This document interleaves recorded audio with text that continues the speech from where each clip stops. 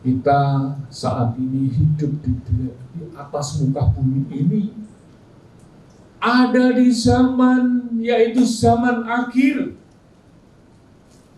Zaman Bapa sudah berlalu, zaman anak sudah berlalu, maka kita masuk di zaman Roh Kudus. Di zaman Roh Kudus inilah senantiasa kita diingatkan. Kita sebagai anak-anak Tuhan, pengikut Kristus, harus selalu diingatkan. Karena di zaman akhir ini banyak gejolak-gejolak yang bisa menghalang merintangi untuk anak-anak Tuhan lebih sungguh-sungguh. Untuk itu Bapak Ibu Saudara yang dikasih dalam Tuhan, kita boleh mengucap syukur.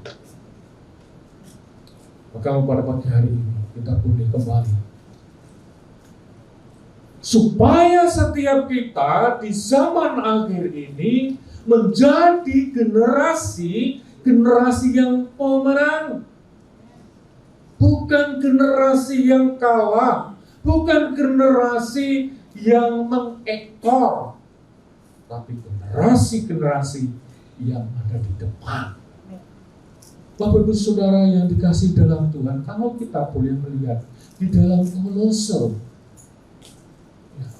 Kolose pasal 4, tidak usah dibaca. Kolose pasal 4 ayat 1-6. Ini menunjukkan kembali di dalam kehidupan.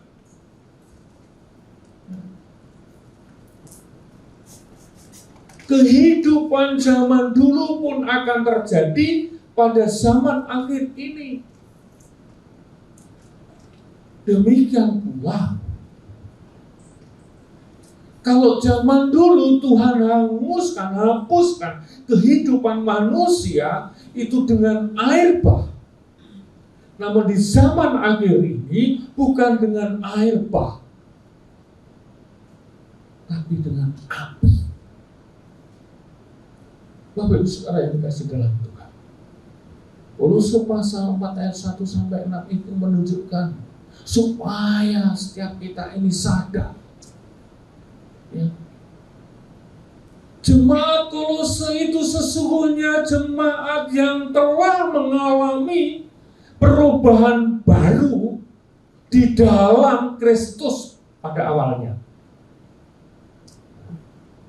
Artinya jemaat di Kolose itu sudah mengalami pembaharuan hidupnya ketika ada pemberitaan kebenaran firman.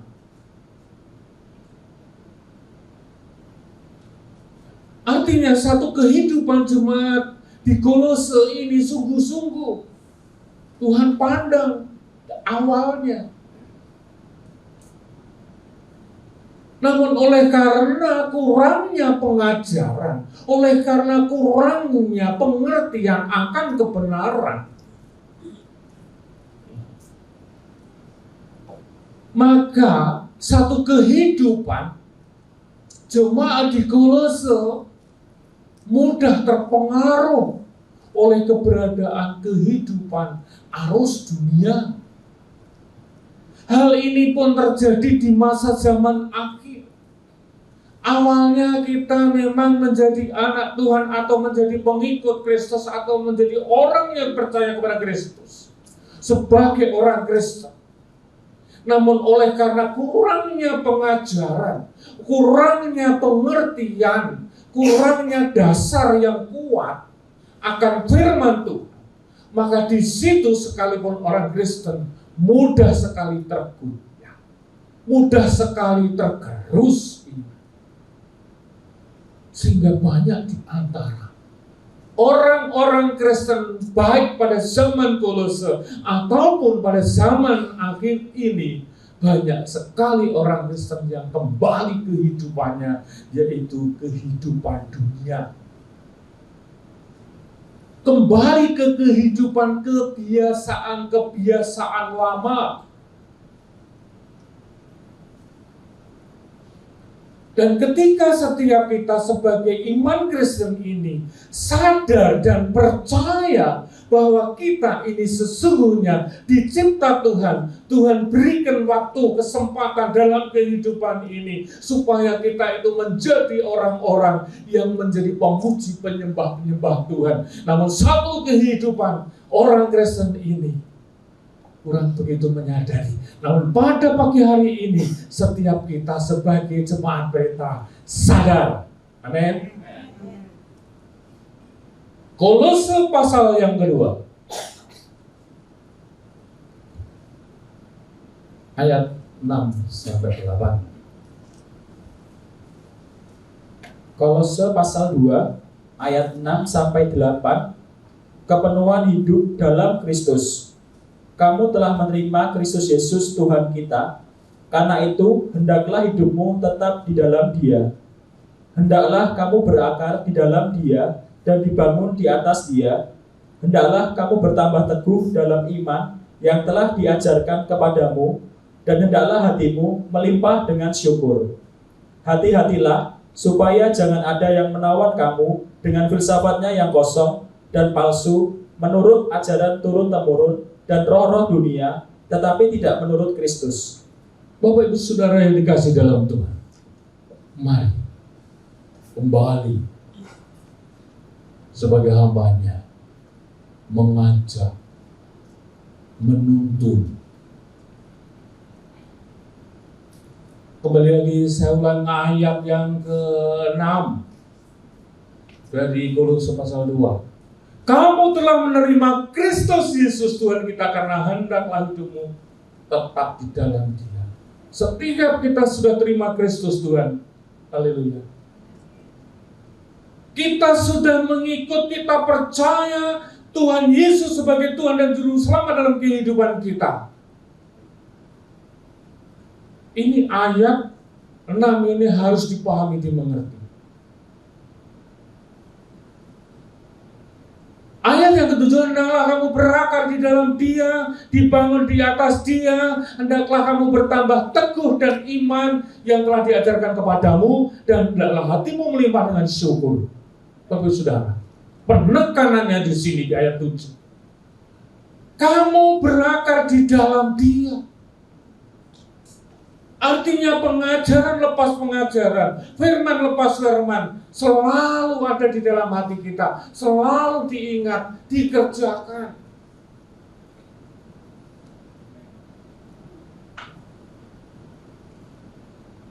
Kemudian di dalam Dia, kita hendaklah mengucap syukur itu senantiasa. Bukan mengucap syukur kalau ada berkat.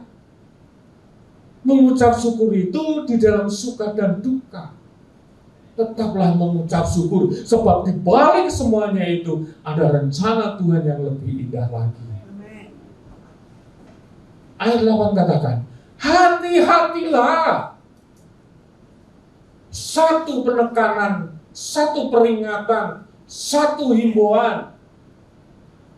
Hati-hatilah supaya jangan ada yang menawan kamu dengan filsafat yang kosong dan palsu menurut ajaran turun-menurun dan roh-roh duniawi atau roh dunia, tetapi tidak menurut Kristus. Inilah kehidupan di zaman akhir. Banyak orang Kristen yang mengalami satu penurunan iman. Oleh karena apa? Oleh karena kembali satu ke kehidupan lama. Maka di sini diperingatkan, hati-hatilah. Jangan ada yang menawan kamu dengan filsafat. Waspadai kondisi zaman akhir. Penyesat lepas penyesat terus bermunculan yang berkedok hamba Tuhan, yang berkedok firman Tuhan. Namun semuanya bertujuan bukan untuk memuliakan Tuhan, namun kehidupan manusia dunia. Yaitu dengan apa? Dengan filsafatnya yang kosong dan palsu. Ya. Menurut ajaran turun-temurun dan roh-roh dunia. Waspadai hal ini, Bapak Saudara dikasih dalam Tuhan. Maka kita sebagai jemaat Petra senantiasa diajak, dituntun, dibimbing melalui pengajaran lepas pengajaran, melalui tema lepas tema, dengan tujuan harapan supaya setiap kita ini tetap teguh, tidak tergoyahkan dengan filsafat-filsafat yang kosong, pemikiran-pemikiran manusia yang seringkali muncul, yang seringkali tersampaikan, mengatakan, oh haleluya, aku sudah belajar firman, aku sudah berdoa, aku sudah ini, akunya terlalu besar, akunya terlalu banyak. Ini seringkali akan memudahkan roh-roh lain itu menjerat, karena di situ muncul aku lebih banyak, bukan Kristus yang lebih banyak. Bapak Saudara yang dikasih dalam Tuhan, sungguh ketika setiap kita ini mau menyadari dan tidak membuka celah, tidak membiarkan dengan segala pemahaman-pemahaman filsafat kosong dan palsu itu muncul di dalam setiap kehidupan kita, di dalam mengiring Tuhan di zaman akhir ini, maka saya yakin dan percaya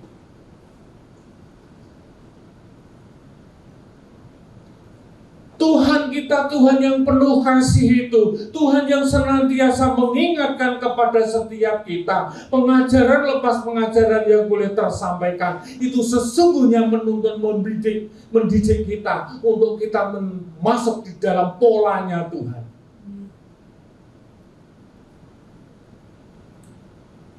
Pola itu patron, mal, kalau bahasanya penjahit itu mal. Pola. Ketika kita ngikuti polanya Tuhan, saya yakin dan percaya setiap kita dalam mengarungi kehidupan di zaman akhir ini tidak mudah tergoncang tergoyahkan. Namanya pola. Sedangkan pola Tuhan itu adalah pola kerajaan.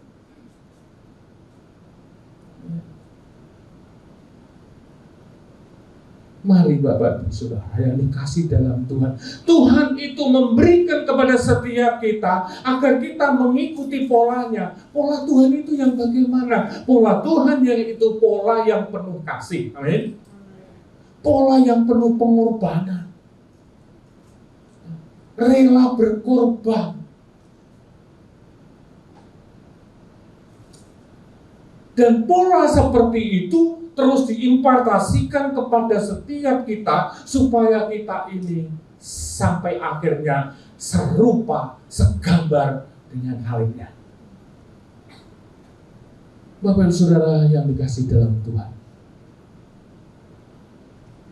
ketika kita masih diberi waktu kesempatan di dalam mengarungi kehidupan, masih ada kesempatan untuk kita merubah diri kita, untuk merubah pengertian kita, supaya kita ini sadar dalam hidup ini.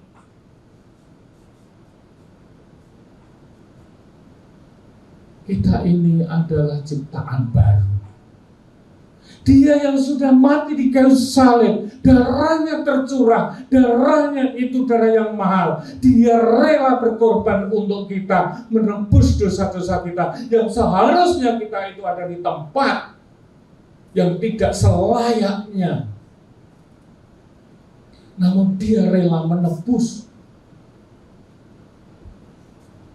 Maka ketika kita ini sudah ditebus, dosa kita sudah dibayar lunas oleh Tuhan, kita diubahkan menjadi manusia-manusia baru. 2 Korintus pasal 5 ayat yang 17.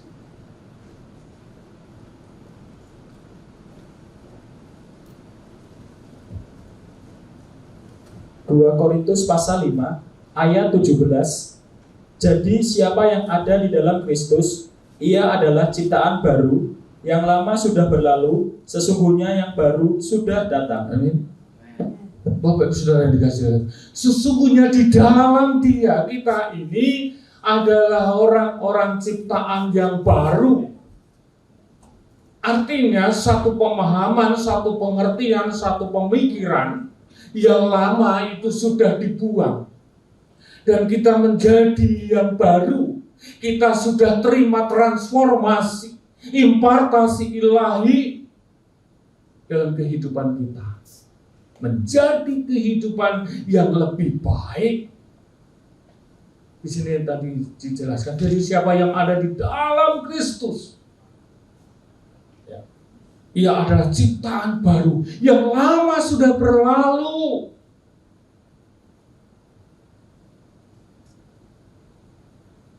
Namun apa yang terjadi di kondisi akhir zaman ini, orang-orang Kristen, tetapi kehidupan orang Kristen saat ini masih banyak yang memakai pola kehidupan lama menurut logika manusianya. Dan kebiasaan-kebiasaan lama itu sepertinya sulit dilepaskan. Sekalipun seringkali mendengarkan firman Tuhan, baik di dalam satu peribadatan, baik dalam segala kegiatan, apa yang gereja berikan. Namun seringkali masuk telinga kanan, keluar telinga kiri. Untuk itu sebagai hambanya mengingatkan supaya setiap kita ini lebih sungguh-sungguh.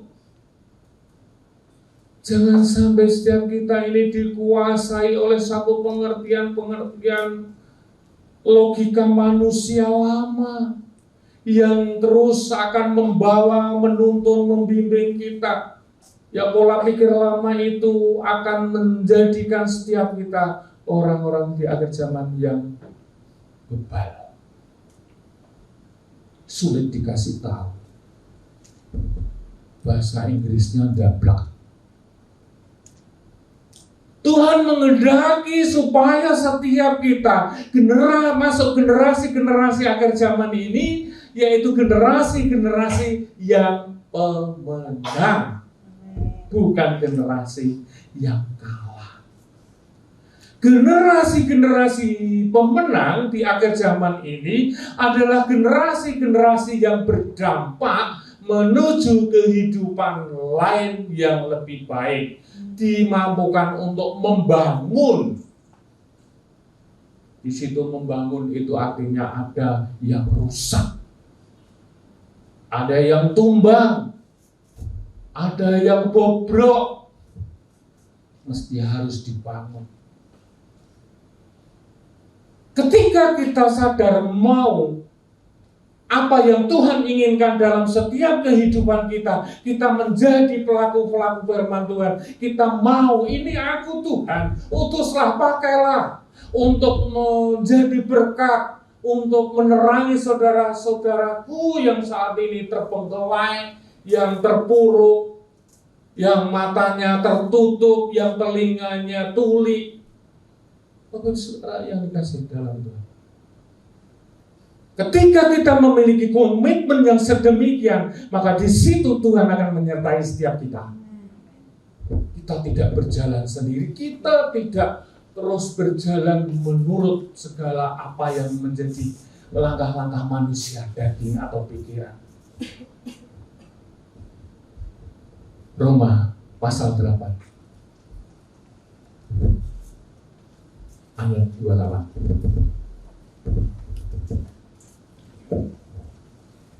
Roma pasal 8 ayat 28. Kita tahu sekarang bahwa Allah turut bekerja dalam segala sesuatu untuk mendatangkan kebaikan bagi mereka yang mengasihi Dia, yaitu bagi mereka yang terpanggil sesuai dengan rencana Allah. Amin.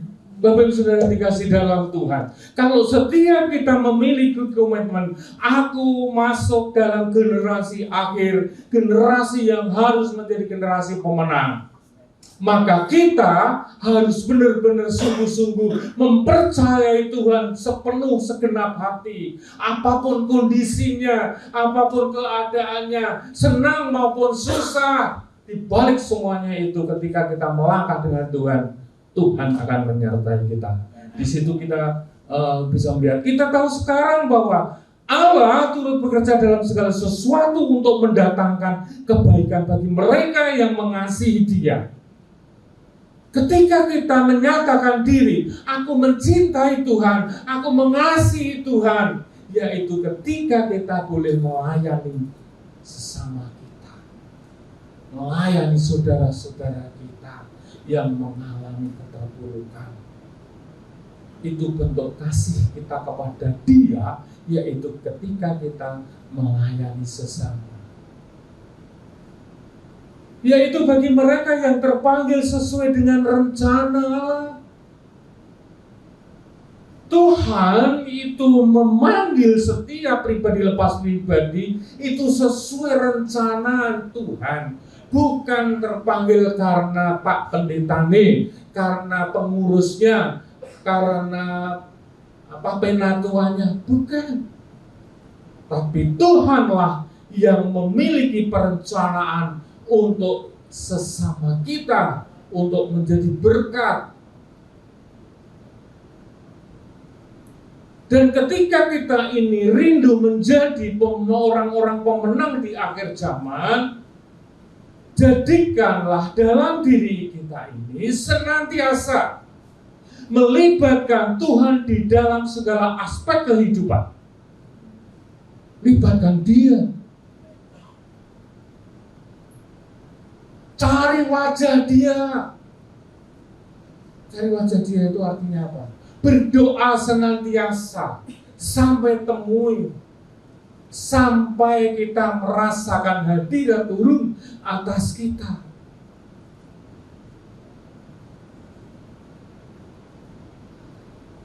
Ketika kita ini melibatkan Tuhan senantiasa, artinya kita tidak akan mampu bisa berjalan sendiri tanpa campur tangan Tuhan, tanpa Tuhan ada di dalam kita, maka kita akan mengalami kekecewaan. Namun sebaliknya, ketika Tuhan ada bersama kita, memberikan suatu pemahaman pengertian. Amsal 3 ayat 6 katakan, akuilah Dia dalam segala lakumu, maka Ia akan meluruskan jalanmu. Ketika dalam perjalanan, hidup ini adalah perjalanan, harus memiliki iman yang lebih, mengakui Dia, mengandalkan Dia dalam setiap perjalanan hidup ini. Maka Tuhan itu akan menuntun, akan meluruskan jalan-jalan kehidupan kita sehingga kita tidak salah jalan. Sehingga ketika diberi waktu kesempatan dalam mengarungi kehidupan di zaman akhir ini, kita tidak mengalami kebingungan, keraguan-raguan. Wah, bener orang dan sebagainya. Banyak hal ini terjadi di dalam kehidupan. Mari mewaspadai bagi saudara yang dikasihi dalam Tuhan. Kedatangan Tuhan kali yang kedua ini akan diawali dengan masa-masa sukar atau masa-masa sulit.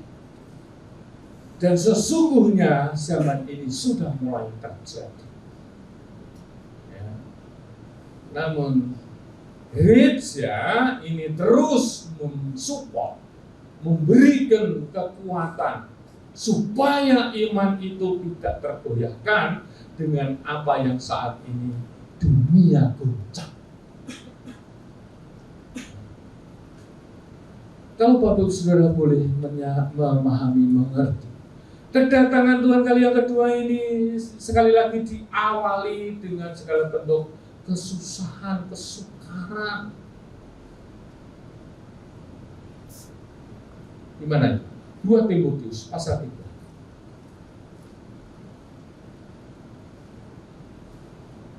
2 Timotius pasal 3 ayat 1. 2 Timotius pasal 3 ayat 1.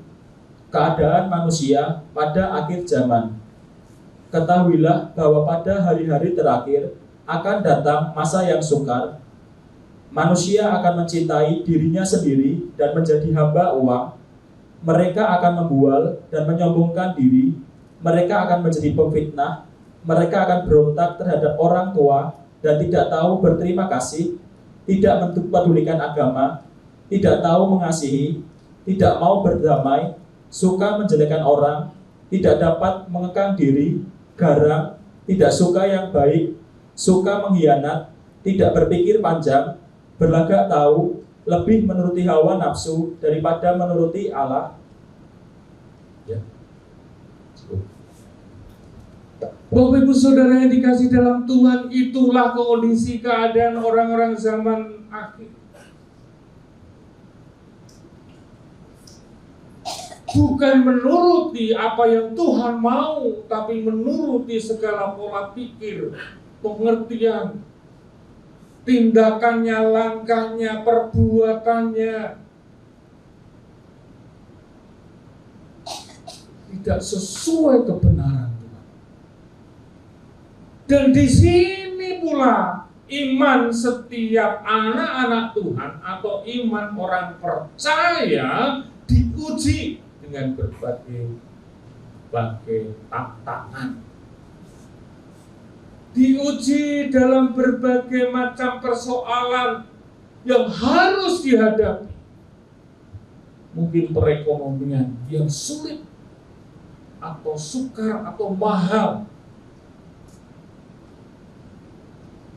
Petani tidak menghasilkan hasil pertaniannya karena bencana alam.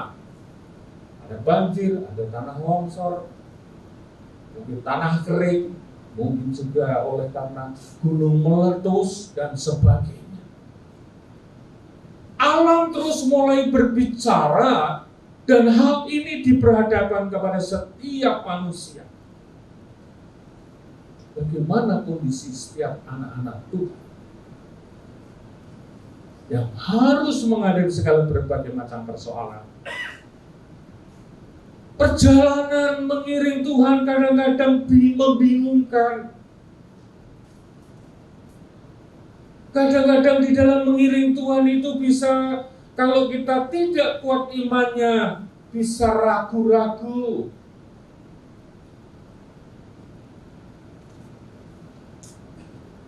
Namun mari Bapak Saudara yang dikasih dalam Tuhan, ketika kita ini perjalanan hidup, kita percaya Tuhan itu menuntunku, Tuhan membentengiku, Tuhan melindungiku, Tuhan penerang.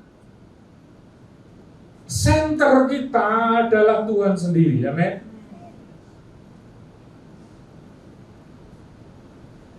Kalau kita ini berpegang sungguh-sungguh di dalam Dia, maka saya yakin dan percaya sekalipun kita di tengah-tengah persoalan permasalahan, entah itu perekonomian, entah itu susahnya bekerja, susahnya mendapatkan untung, mungkin di tengah-tengah penderitaan sakit penyakit, namun ketika kita berpegang teguh pada Tuhan Yesus Kristus, maka kita akan memiliki kekuatan ilahi. Kita akan menjadi orang-orang yang menang dari segala bentuk persoalan lepas persoalan yang kita hadapi. Demikian pula di zaman akhir ini, jangan meninggalkan yang namanya Roh Kudus. Roh Kudus itu satu pribadi yang Tuhan Yesus memohonkan kepada Bapa supaya Roh Kudus menyertai setiap kita hingga zaman akhir, hingga kita dipanggil Tuhan.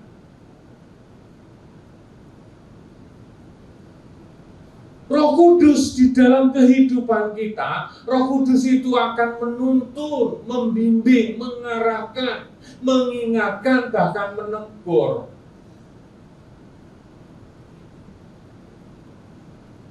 Ketika kita berjalan bersama Roh Kudus, roh manusia kita ini akan kuat menghadapi segala bentuk persoalan.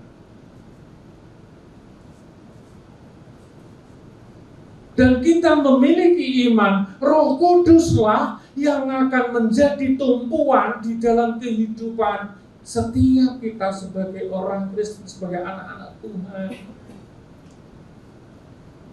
Sehingga dalam kehidupan kita, sekalipun kita masuk di zaman akhir, banyak gejolak-gejolak terjadi. Kehidupan manusia yang terus mengacaukan. Namun Roh Kudus itu akan terus menuntun kita. Roh Kudus itu adalah roh yang memberikan kekuatan bagi setiap kita. Sehingga kehidupan kita bisa memuliakan Tuhan. 2 Timotius pasal 1 ayat yang ke-7. 2 Timotius pasal 1 ayat 7. Sebab Allah memberikan kepada kita bukan roh ketakutan, melainkan roh yang membangkitkan kekuatan, kasih, dan ketertiban. Bapak Ibu Saudara yang inilah peranan Roh Kudus di dalam setiap kehidupan orang percaya yang hidupnya menyerahkan diri sepenuhnya kepada Roh Kudus. Kita membuka hati kita agar Roh Kudus itu menguasai dan memimpinnya. Maka Roh Kudus itu jelas. Di sini katakan, sebab Allah memberikan kepada kita bukan roh ketakutan. Ketika kita tidak ada Roh Kudus dalam kehidupan, ketika menghadapi segala bentuk persoalan permasalahan, pikirannya kacau, bingung. Maka dari itu Bapak Ibu Saudara yang dikasih dalam Tuhan, di sini katakan sekali lagi, sebab Allah memberikan kepada kita bukan roh ketakutan, melainkan roh yang membangkitkan kekuatan, kasih, dan ketertiban. 3 hal. Ketika Roh Kudus ini ada di dalam kehidupan kita, Dia memberikan kekuatan, Dia membangkitkan, Dia memberi semangat.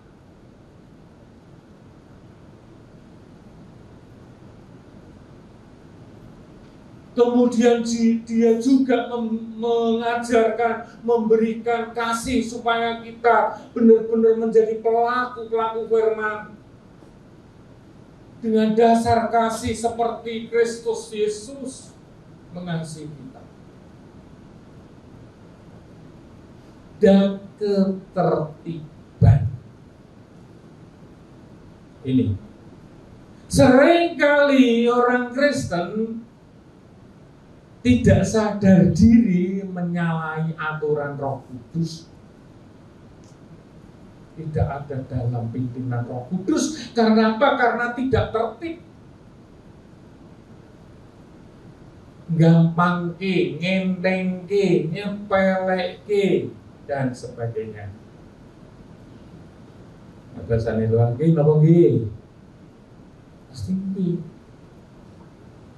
Bapak Ibu Saudara yang dikasih dalam Tuhan, maka saya yakin dan percaya Roh Kudus yang memberi ketertiban di dalam setiap kita. Apa yang menjadi tuntunan kita lakukan, kita kerjakan dengan hati yang sepenuh, bukan hati sakcuil, bukan hati separuh, namun hati yang sepenuhnya, sebulat hati.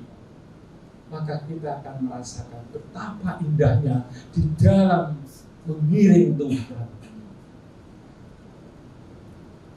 Demikian pula ketika kita ini seturut dengan pimpinan Roh Kudus, sesuai firman-Nya, apa yang kita perbuat, kita lakukan, maka Tuhan itu pun memberikan sesuatu. Janji Tuhan kepada setiap kita itu kelak juga akan digenapi, yaitu sebagai generasi-generasi pemenang di zaman akhir ini. Wahyu pasal 2.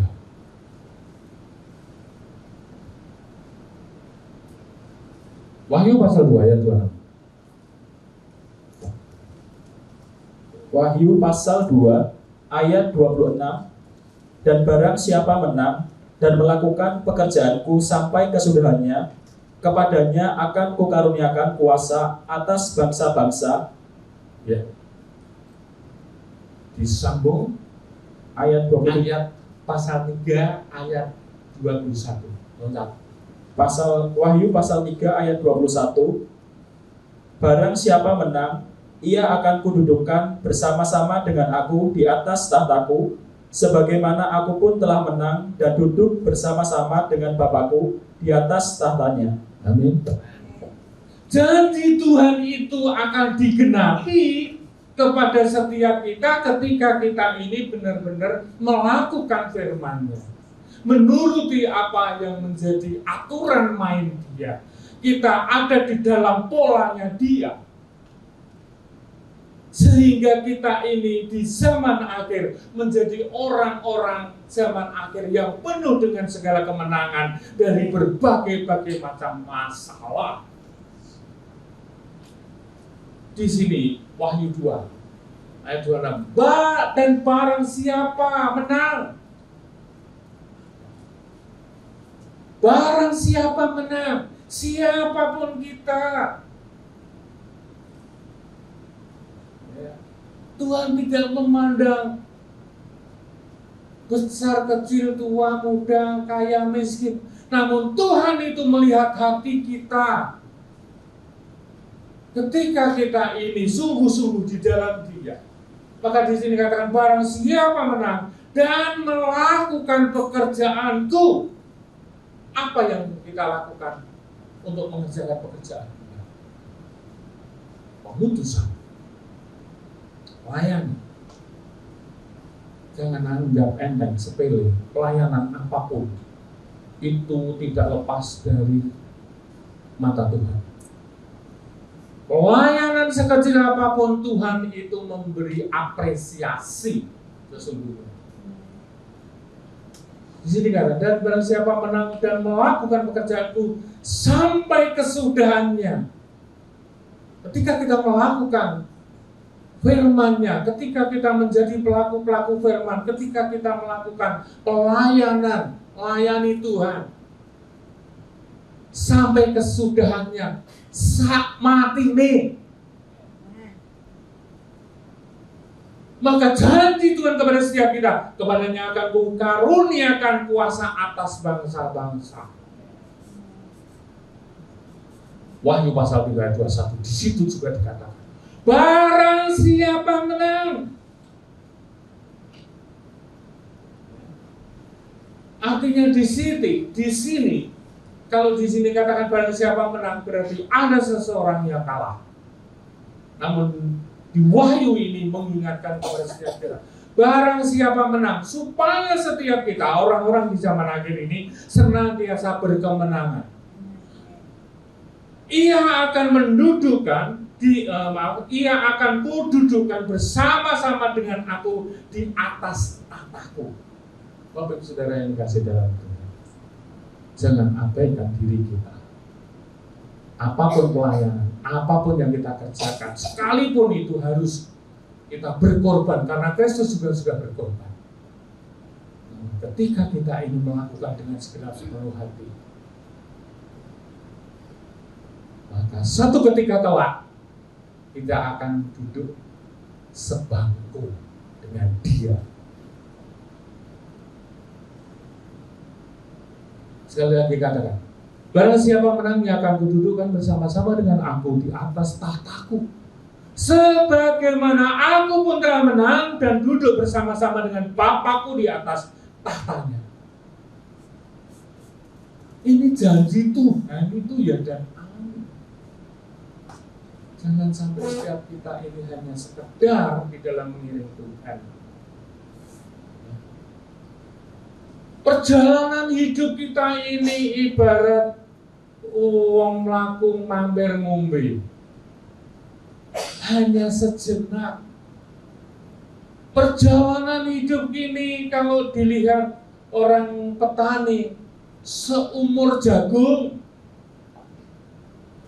hanya sekejap, bagaikan uap, sekilas.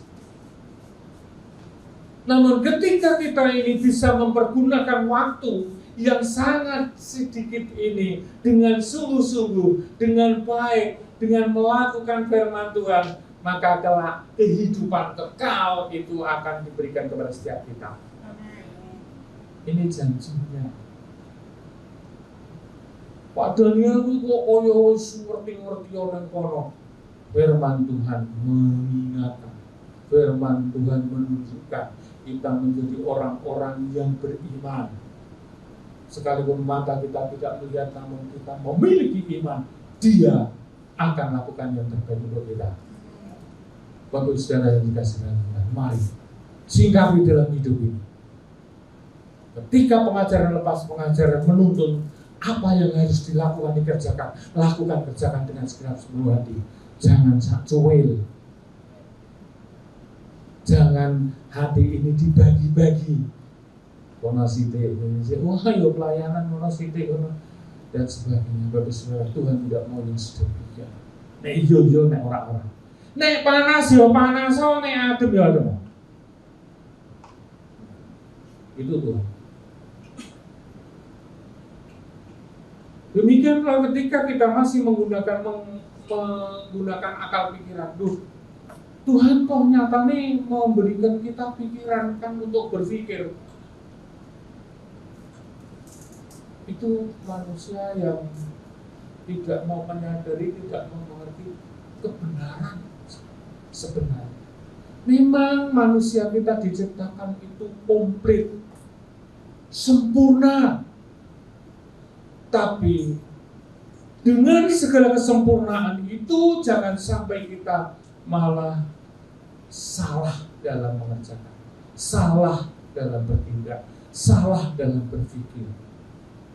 Sekali lagi, Tuhan rindu setiap kita menjadi orang-orang atau generasi akhir ini, generasi yang pemenang. Tuhan memberkati.